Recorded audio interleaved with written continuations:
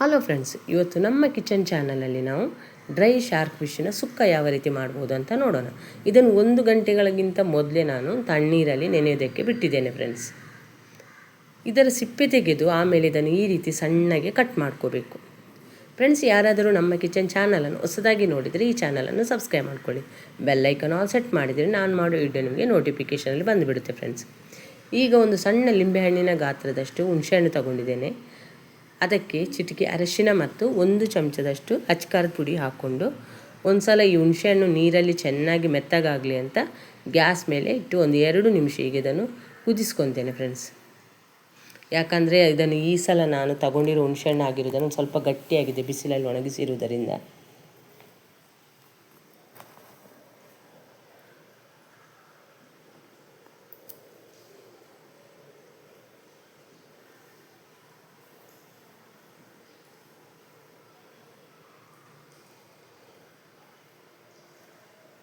ಈಗ ಇದನ್ನು ಗ್ಯಾಸ್ ಮೇಲೆ ಕುದಿಯೋದಕ್ಕೆ ಇಟ್ಟಿದ್ದೇನೆ. ಇದಕ್ಕೆ 1-1.5 ಗ್ಲಾಸಷ್ಟು ನೀರನ್ನು ಹಾಕ್ಕೊಂಡಿದ್ದೇನೆ ಫ್ರೆಂಡ್ಸ್. ಈಗ ಹುಣಸೆಹಣ್ಣು ಒಂದು ಸ್ವಲ್ಪ ಮೆತ್ತಗಾಗಲಿ, ಆಮೇಲೆ ಅದನ್ನು ನೀರಿಂದ ತೆಗೆಯೋಣ ಫ್ರೆಂಡ್ಸ್. ಹುಣಸೆಹಣ್ಣು ಒಂದು ಭಾಳ ಹೊತ್ತೇನು ಕುದಿಸ್ಕೊಳ್ಳೋದು ಬೇಡ, 1-2 ನಿಮಿಷ ಕುದಿಸ್ಕೊಂಡ್ರೆ ಸಾಕು.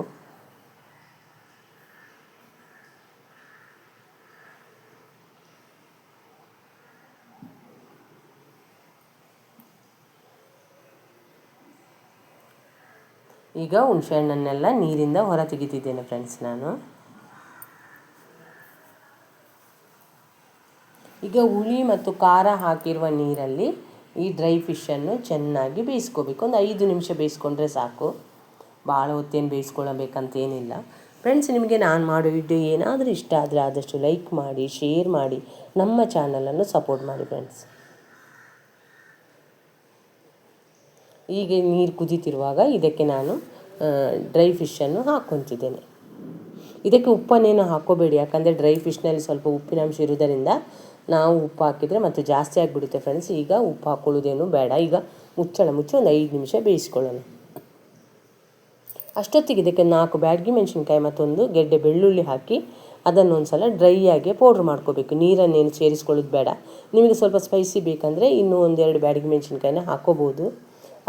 ಈ ರೀತಿ ಡ್ರೈಯಾಗಿ ಪೌಡ್ರ್ ಮಾಡ್ಕೊಂಡ್ಮೇಲೆ ಈಗ ನಾನು ಇದಕ್ಕೆ ಒಂದು ಅರ್ಧ ಹೋಳು ತೆಂಗಿನಕಾಯಿ ಹಾಕ್ಕೊತೀನಿ. ಕ್ವಾಂಟಿಟಿ ಜಾಸ್ತಿ ಇದ್ದರೆ ಜಾಸ್ತಿನೂ ಹಾಕ್ಕೋಬೋದು, ಮತ್ತು ಒಣ ಕೊಬ್ಬರಿ ಇದ್ದರೂ ತುಂಬ ರುಚಿಯಾಗಿರುತ್ತೆ ಫ್ರೆಂಡ್ಸ್. ನನ್ನ ಹತ್ರ ಇಲ್ಲ ಅಂತ ನಾನು ಹಸಿ ತೆಂಗಿನಕಾಯಿನ ಹಾಕ್ಕೊತಿದ್ದೇನೆ. ಈಗ ಇದನ್ನು ಕೂಡ ಒಂದು ಸರ್ತಿ ಚೆನ್ನಾಗಿ ನೀರನ್ನು ಹಾಕದೇನೆ ಇದನ್ನು ರುಬ್ಕೋಬೇಕು ಫ್ರೆಂಡ್ಸ್.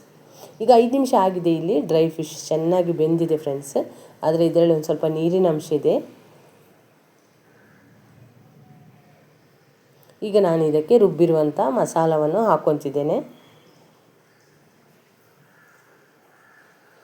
ಈ ರುಬ್ಬಿರೋ ಮಸಾಲವನ್ನು ಹಾಕ್ಕೊಂಡ್ಮೇಲೆ ಅದರಲ್ಲಿರುವ ನೀರಿನ ಅಂಶ ಎಲ್ಲ ಹೋಗುವವರೆಗೆ ಇದನ್ನು ಚೆನ್ನಾಗಿ ಬಾಡಿಸ್ಕೋಬೇಕು ಫ್ರೆಂಡ್ಸ್. ತುಂಬ ರುಚಿಯಾಗಿರುತ್ತೆ ಫ್ರೆಂಡ್ಸ್. ನೀವು 2 ದಿವಸ ಇಟ್ಟರು ತಿನ್ಬೋದು, ಯಾಕಂದರೆ ಇಲ್ಲಿ ತೆಂಗಿನಕಾಯಿ ಆಗಲಿ ನಾವೆಲ್ಲವನ್ನು ಬೇಯಿಸಿರೋದರಿಂದ 2 ದಿವಸ ಆದರೂ ಕೆಡೋದಿಲ್ಲ ಫ್ರೆಂಡ್ಸ್. ಮತ್ತು ಬಾಯ್ಲ್ಡ್ ರೈಸ್ ಜೊತೆ ತುಂಬ ರುಚಿಯಾಗಿರುತ್ತೆ ಫ್ರೆಂಡ್ಸ್.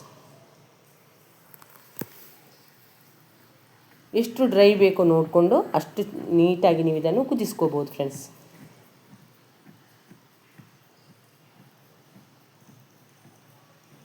ನೋಡಿದ್ರಲ್ಲ ಫ್ರೆಂಡ್ಸ್ ಯಾವ ರೀತಿ ನಾನು ಡ್ರೈ ಶಾರ್ಕ್ ಫಿಶ್ಶಿನ ಸುಕ್ಕ ಮಾಡಿದ್ದೆ ಅಂತ.